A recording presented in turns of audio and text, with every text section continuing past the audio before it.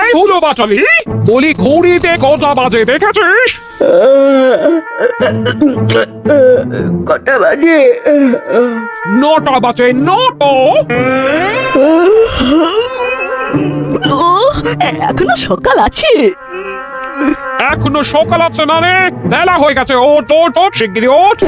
আমরা বলি সকাল 9টা, সকাল 10টা, তারপর আসে 11টা, তখন থেকে বেলা শুরু। বেলা 11টা, বেলা 12টা, বেলা পর্ব শেষ। কি রে দাদা বল?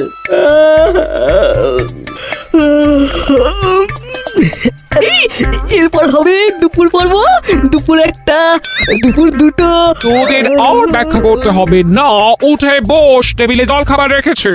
ঠিক আছে ঠিক আছে, খেয়ে নেবো। ঠিক আছে, খেয়ে নেবো, এই সব চলবে না। আমি বলছি এবার তোরা উঠবি, হাত মুখ ধুতে যাবি, আর সেটা দেখে আমি বাজারে যাব।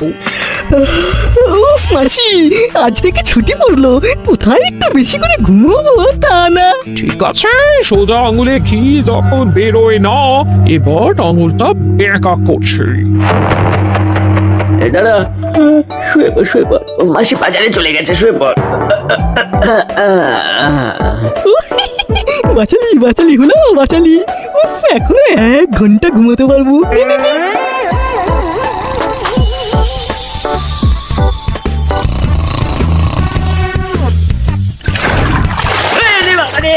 গেল রে বাবা, পুরো ভিজিয়ে দিল রে।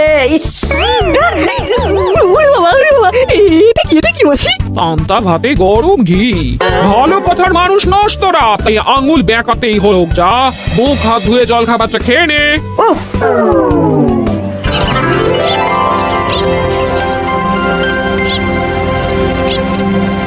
নাটবল্টু, একটা ভয়ঙ্কর ব্যাপার ঘটে গেছে। কি হয়েছে রেঞ্জদা, তুমি এরকম করছো কেন? মুড়িলাল কাকাকে দেখলাম মিষ্টির দোকানে মিষ্টি খাচ্ছে।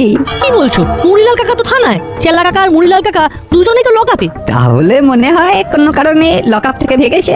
আমি স্পষ্ট দেখলাম। মুড়িলাল কাকা তোমাকে দেখেছে? আরে সেটাই তো অবাক কাণ্ড, আমাকে দেখেছে কিন্তু দেখে তো চিনতেই পারলো না। মানেটা কি? চলো তো দেখি থানায়। কি রে, সাত সকালে রাস্তায় কেন?